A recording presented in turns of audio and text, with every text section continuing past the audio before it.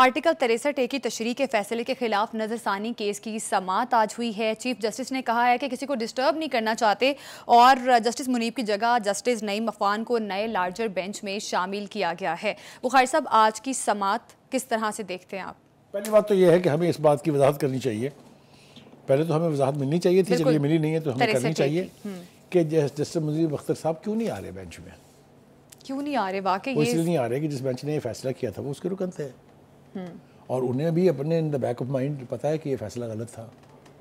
کیوں فیصلہ غلط تھا؟ اس لیے کہ جب کوئی پریزیڈنشل ریفرنس آتا ہے، سپریم کورٹ کی رائے مانگی جاتی ہے، تو آپ رائے دیتے ہیں، اس پر فیصلہ نہیں صادر فرما دیتے۔ کس قانون کے تحت آپ نے فیصلہ کیا، اس کے اوپر سوال نمبر 1۔ تو وہ آئیں گے تو سوائے اس کے کہ امبیرس ہوں گے وہاں، اور کیا ہوگا؟ اچھا، ٹھیک ہے، اس لیے وہ جان بچا رہے ہیں تاکہ امبیرس نہ ہونا پڑے، ورنہ ان کو آنا چاہیے، بیٹھنا چاہیے اس کے اندر۔ بہانے جو ہیں وہ انہوں نے جو جواز بنایا ہے نہ آنے کا کہ جی وہ ججز کی ایک کمیٹی تھی 3 رکنی، جی وہ اس کے بعد وہ پریکٹس اینڈ پروسیجر کی امینڈمنٹ آ گئی، اس کے بعد جی اس کی تشکیل جو ہے وہ بدل گئی۔ وہ بھائی خدا کے واسطے، سپریم کورٹ کے چیف جسٹس کے پاس یہ اختیار ہے کہ وہ سینئر ترین جج ایک رکھے اور ایک اپنی مرضی کا کوئی بھی جج رکھے۔ سینئر ترین نے کہا جی میں نے تو نہیں سننا، تو کیا کرے؟ کورٹ رک جائے، لیگل پروسیس رک جائے، سپریم کورٹ بے حص ہو کے بیٹھ جائے؟ ایسا نہیں ہوتا۔ چیف جسٹس صاحب نے کہہ دیا کہ ایسا نہیں ہو سکتا۔ ٹھیک ہو گیا جی؟ اچھا، تو ایک تو میں نے یہ بتا دیا آپ سے کہ جسٹس منیب اختر صاحب کیوں پرے ہیں اس سے۔ دوسرا میں نے یہ بھی آپ کو بتا دیا کہ ان کا یہ کام نہیں تھا کہ وہ آرٹیکل 63 پہ یہ فیصلہ کر دیں۔ آج ہم نے نا جب میٹنگ کر رہے تھے پروگرام کی، تو ہمارے ڈائریکٹر صاحب جو ہیں انہوں نے کہا، پروگرام ڈائریکٹر نے، کہ صاحب آپ لوگ جانتے ہیں نا، آپ کے بڑے فیورٹ ہیں، بالکل بالکل، انہوں نے کہا کہ جی اب اپنے ناظرین کو ذرا 63A بتا تو دیں کہ یہ ہے کیا۔ تو ہم نے پھر اس کی اردو کی یعنی جو مضمون ہے وہ نکلوایا ہے کانسٹیٹیوشن سے۔ وہ یہ کہتا ہے جی آرٹیکل 63A کہتا ہے اگر کسی ایوان میں کسی تنہا سیاسی جماعت پر مشتمل پارلیمانی پارٹی کا کوئی رکن، توجہ سے سنیے گا اور ہمارے ناظرین بھی سن لیں، اپنی سیاسی جماعت کی رکنیت سے مستعفی ہو جائے یا کسی دوسری پارلیمانی پارٹی میں شامل ہو جائے، یا اس پارلیمانی پارٹی کی طرف سے جس سے اس کا تعلق ہو جاری کردہ حسب ذیل سے متعلق کسی ہدایت کے برعکس ایوان میں ووٹ دے یا ووٹ دینے سے اجتناب کرے۔ یعنی اگر آپ کو پارٹی نے کہا ہے کہ آپ اس کے حق میں ووٹ دیں گے تو آپ اس کے خلاف دے دیں، اگر پارٹی نے کہا کہ خلاف دے تو آپ اس کے حق میں دے دیں۔ اس صورت میں بھی وہ کیا 3 کیفیتیں ہیں: وزیر اعظم یا وزیر اعلیٰ کا انتخاب، اعتماد یا عدم اعتماد کی تحریک، کسی مالی بل یا دستوری ترمیمی بل کا پاس ہونا۔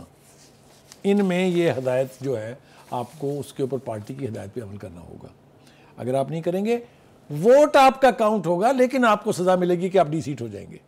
فردر وضاحت ہے تو پارٹی کا سربراہ تحریری طور پر اعلان کر سکے گا کہ وہ اس سیاسی جماعت سے منحرف ہو گیا ہے، اور پارٹی کا سربراہ اعلان کی ایک نقل افسر صدارت کنندہ یعنی اسپیکر اور ایک چیف الیکشن کمیشن کو بھیجے گا، اور اس کی ایک کاپی اس متعلقہ رکن کو بھیجے گا۔ ٹھیک ہو گیا؟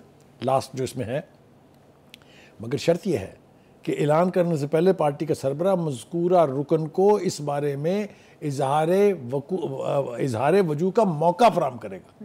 یعنی آپ یونیلیٹرلی اس کو نہیں نکال سکتے، اس کو آپ اظہار وجوہ کا نوٹس دیں گے، اس کی ایکسپلینیشن سنیں گے، پھر اس کے بعد فیصلہ کریں گے۔ اب مجھے بتائیں اس میں کہاں ابہام ہے؟ ہر چیز واضح طور پہ لکھی گئی ہے، آئین میں موجود ہے۔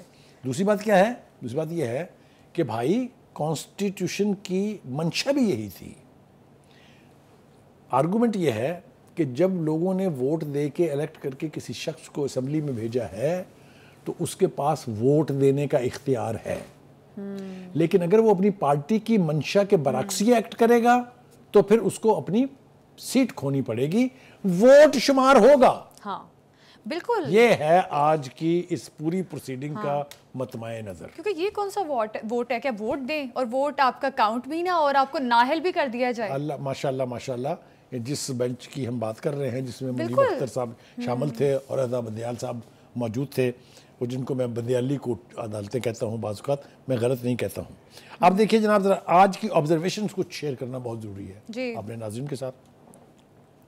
سپریم کورٹ کے جو بار کے صدر ہیں، سپریم کورٹ بار صدر سپریم کورٹ بار، وہ کہتے ہیں گزارش ہے کہ آرٹیکل 63A کے فیصلے کو واپس کیا جائے. وہ کوئی سڑک پہ چلتا بندہ نہیں ہے, وہ سپریم کورٹ بار کا پریزیڈنٹ ہے. اس نے ایکسیپٹ کیا عدالت کے اندر کھڑے ہو کے کہ یہ سب کچھ ٹھیک نہیں ہوا تھا. ٹھیک ہو گیا جی. آگے آ جائیے جناب. چیف جسٹس صاحب جو ہے ان کی آبزرویشن بہت کمال کی ہیں. لگتا ہے آرٹیکل 63A کا فیصلہ تحریک عدم اعتماد کو غیر مؤثر کرنے کے لیے کیا گیا تھا. اب آپ کو سمجھ آ گئی کہ کیوں یہ فیصلہ ہوا تھا. اچھا جی, جب آئین میں لکھ دیا کہ نااہل رکن ڈی سیٹ ہوگا تو ڈی سیٹ ہوگا. ان کا جب آئین میں یہ کیٹیگوریکلی لکھا ہوا ہے تو اس کے بارے میں ابہام کیا ہے؟ وہ تو ڈی سیٹ ہوگا. فیصلے میں کہاں لکھا ہے کہ ووٹ کاؤنٹ نہ ہونے پر رکن نااہل ہوگا؟ نااہل ہوگا یا نہیں یہ اختیار پارٹی سربراہ کے پاس ہے. یعنی اس کو ووٹ دینے کا رائٹ آپ اس سے نہیں لے سکتے واپس. وہ جس کو بھی جس حق میں بھی اس نے ووٹ دیا اس کا ووٹ شمار ہوگا. ہاں اس نے اس کو پارٹی سے نکالنا ہے یا نہیں نکالنا ہے یہ فیصلہ پارٹی کے ہیڈ کے پاس ہے. ٹھیک ہو گیا جی. Last but not the least, عدم اعتماد میں اگر ووٹ گنا ہی نہ جائے تو وزیر اعظم کو تو ہٹایا ہی نہیں جا سکتا. اس کا مطلب یہ ہوا کہ آرٹیکل 95 تو بے معنی ہو گیا, اٹھا کے پھینک دیں اس کو باہر. یہ چیف جسٹس کہہ رہے ہیں. دوسری بات یہ ہے کہ واضح رہے کہ 17 مئی 2022 کو اس وقت کے چیف جسٹس عمر عطا بندیال کی سربراہی میں 5 رکنی لارجر بینچ نے صدر مملکت کی جانب سے آرٹیکل 63A کی تشریح کے صدارتی ریفرنس پر 3-2 کی اکثریت سے فیصلہ دے دیا تھا, جو ہم پہلے بتا چکے اپنے ناظرین کو کہ فیصلہ دینے کا اختیار سپریم کورٹ کے پاس نہیں تھا, وہ صرف اپنی اوپینین دے سکتے تھے. ٹھیک ہے جناب. بٹ جس نے میلہ لوٹا ہے ذرا اس کی طرف بھی تو آئے نا جناب. جی بخاری صاحب, ابھی 63A کا فیصلہ کس کو متاثر کرے گا؟ دیکھیے وہ تو متاثر تو وہ بہت سو کو کرے گا, تو اس کا تو تھوڑا سا انتظار کر لیتے ہیں. لیکن ذرا تھوڑی سی جو بات میں اب کرنے لگا ہوں وہ بہت زیادہ ضروری ہے, اس لیے کہ آج Bilawal has proved himself to be a seasoned politician. جس کو ہم سمجھتے تھے کہ جی بہت ینگ ہے اور کچھ نہیں آتا, اس نے تو آج کمال کر دی نا. اس نے تو اڑا کے رکھ دیا پوری صورتحال کو, اور وہ میں تفصیل کے ساتھ شیئر کرنا چاہتا ہوں اپنے ناظرین کے ساتھ. جی جی. انہوں نے کہا جی کہ بلاول نے کہا کہ آئین میں ترمیم کرنا ہمارا حق ہے کیونکہ ہمیں عوام نے ووٹ دے کر پارلیمنٹ میں اسی کام کے لیے بھیجا ہے کہ ہم لیجسلیشن کریں. کوئی کالے کوٹ والا کون ہوتا ہے جو کہے کہ ہم آئین کو نہیں مانتے یا آئینی ترمیم کو نہیں مانتے؟ So he has challenge the entire black coat community, you know it includes who and who. اس میں وکلا بھی ہیں, اس میں ججز بھی ہیں. ان کا who are they to tell us not to do it? ہم تو آئے پارلیمنٹ میں یہ کام کرنے کے لیے, تو ہمیں آپ کیسے روک سکتے ہیں اس سے؟ ایک. دوسری بات یہ ہے کہ ان کے جو سیلینٹ فیچرز ہیں, انہوں نے کہا یہ چیف جسٹس صاحب جو ہیں یہ بلوچستان بار سے ایڈریس کر رہے تھے نا جی. انہوں نے کہا جی یہ بلوچستان سے ان کا تعلق ہے, اور بڑا ہسٹورک فیصلہ انہوں نے ایک دھرنا جو تھا فیض آباد دھرنا کیس اس میں دیا تھا, اور مجھے اس بات پہ حیرت ہے کہ بلوچستان سے ہی ان کی مخالفت ہو رہی ہے. تو آئینہ دکھایا انہوں نے بڑے واضح الفاظ میں. آگے سنیے. انہوں نے کہا جی آج جو وکلا چیمپئن ہیں انہیں تو کچھ پتہ ہی نہیں ہے. کیوں نہیں پتہ ہے؟ میثاق جمہوریت کے نتیجے میں 18ویں ترمیم ملی اور کالے قانون کا خاتمہ ہوا. افتخار چودھری, غور سے سنیے یہ باتیں, افتخار چودھری, اشفاق پرویز کیانی, شجاع پاشا نے میثاق جمہوریت کے خلاف وکلا کی تحریک کو استعمال کیا. یہ جو بحالی افتخار چودھری صاحب والی تحریک تھی جس میں اپنے اعتزاز احسن صاحب نے کہا تھا ریاست ہوگی ماں کے جیسی, ریاست ہوگی ماں کے جیسی. وہ کہتے ہیں وہ ماں کے جیسی تو نہیں ہوئی, باپ بنا دیا آپ نے. کیوں؟ اس کی وجہ وہ ہاتھ بیان کرتے ہیں. وہ کہتے ہیں افتخار چودھری جیسے مائنڈ سیٹ کی وجہ سے ریاست ماں نہیں باپ بن گیا. عدالت نے مشرف کو who was a military 3 سال تک آئین میں مرضی سے ترمیم کرنے کا اختیار دیا. اس وقت کدھر تھے یہ سارے لوگ جناب؟ کیا یہ فیکٹ ہے یا نہیں ہے؟ اچھا جی. آئینی اصلاحات کے سب سے بڑے مخالف جو ہیں وہ افتخار چودھری تھے. انہوں نے روکا تھا, انہوں نے دھمکی دے کے روکا تھا کہ 18ویں ترمیم کو اٹھا کے ہم پھینک دیں گے, 19ویں ترمیم کریں جس میں ہم اپنے جج خود تعینات کریں گے. یاد آیا آپ کو کچھ؟ آگے چلیے. افتخار چودھری کو طاقتور آپ لوگوں نے بنایا اور وہ بار بار پارلیمنٹ پر حملہ آور ہوئے. یہ وکلا سے کہہ رہے ہیں کہ آپ کی وجہ سے he was so powerful that he attacked parliament over and over again. کیونکہ ظاہر وکلا تحریکیں چلاتے ہیں ایسی. ابھی مشرف کی آپ بات کر رہے تھے, ان کو بھی تو گھر بھیجنے والی وکلا تحریکیں ہی تھیں. وہ یہ پوچھ رہے ہیں کیا آئین میں تبدیلی وردی اور کالے کوٹ والے ہی کر سکتے ہیں جن کے پاس کوئی ایسا رائٹ نہیں ہے؟ کیا یہ رہے ہیں کہ آپ انڈیمنٹی دیں ملٹری ڈکٹیٹرز کو تو ججز, آپ ان کو آئین میں ترمیم کا حق دیں تو ججز, آپ ایک سیاسی وزیر اعظم کو ایک کے بعد دوسرا, دوسرے کے بعد تیسرا اٹھا کے پھینک دیں ججز. وہ کہتے ہیں یہ آپ کا کام سے ہے. اگر ایک پرائم منسٹر اہل نہیں ہے, اگر ایک پرائم منسٹر نے کوئی مس کنڈکٹ کیا ہے, پارلیمنٹ اٹھا کے پھینکے گی نا اس کو ووٹ آف نو کانفیڈنس سے. آپ کون ہیں؟ آگے چلیے جناب. اچھا, یہ بھی انہوں نے واضح کر دیا ہے کہ یہ جو آئینی ترمیم لے کر آ رہے ہیں ہم, یہ چیف جسٹس کے لیے نہیں ہے, اور چیف جسٹس قاضی فائد عیسیٰ یا منصور علی شاہ, انہوں نے جس انداز سے یہ بات کی ہے اس نے کہا ابھی قانون بنا نہیں, ابھی تو ہم اس کے ڈرافٹ کے بنیادی اصولوں کے اوپر بحث کر رہے ہیں, اور آپ کہہ رہے ہیں فلاں کو نہ بنائے. اور کون ہیں آپ؟ Who are you؟ بالکل. آگے سنیے, رک جائے, ابھی یہ جلدی ختم ہونے والا نہیں ہے. آپ کیسے کہہ سکتے ہیں یہ کہ ہم آئین کو یا آئینی عدالت کو نہیں مانیں گے؟ وہ کہتا ہے یہ بن کے رہے گی, اس لیے کہ اس کے پیچھے 30 سال کی سٹرگل ہے. 2006 میں جو مساق جمہوریت ہوا تھا اس میں تمام جماعتوں نے, جو آپ کی جماعت ہے, آپ کی سمجھ لیں, اس نے بھی اتفاق کیا تھا. اچھا جی, آگے سن لیں ذرا, ابھی رک جائیں. جی, آئینی عدالت میں فائز بیٹھیں یا منصور, ہمیں کوئی مسئلہ نہیں ہے. صحیح ہے, ہم نے سوچ سمجھ کر فیصلہ کیا ہے کہ آئینی عدالت بنے گی اور بن کے رہے گی. آگے سنیں جناب.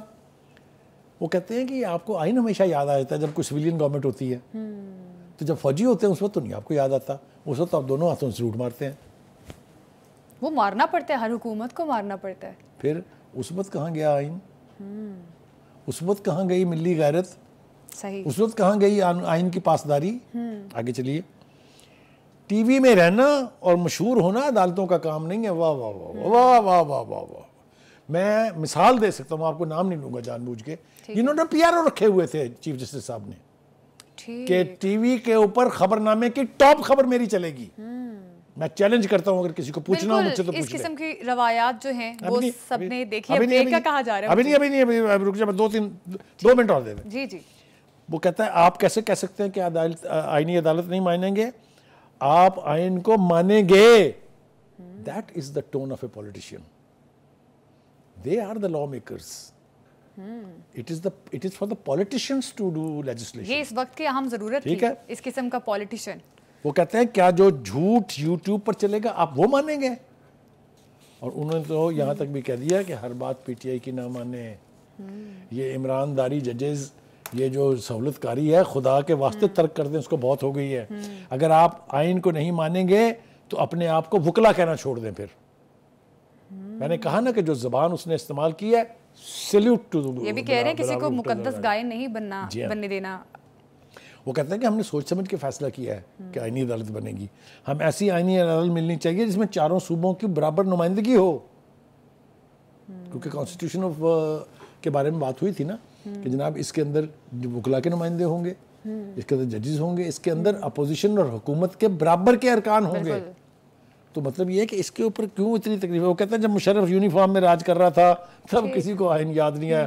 میں تو یہ رکھ رہا ہوں سنبھال کے کاغذ, آپ اس وقت مجھے نہیں بولنے دے رہی ہیں, میں یہ باقی باتیں ساری سنا کے چھوڑوں گا کسی دن انشاءاللہ. ٹھیک ہے, بڑے بہتر طریقے سے آپ نے بلاول بھٹو زرداری کا سٹانس بتایا ہے, اور یقیناً 30 سال کی جدوجہد کے بعد آئینی ترمیم کا فیصلہ لیا. بلاول بھٹو زرداری نے یہ کہا ہے, انہوں نے کہا کسی کو مقدس گائے نہیں بننے دینا, اور افتخار چودھری جیسے مائنڈ سیٹ نے عدالتی نظام کو تباہ کر دیا. اب جو عدالتی سٹرکچر بنے گا اور وہ دیکھنا ہے کہ وہ کیا ہوگا.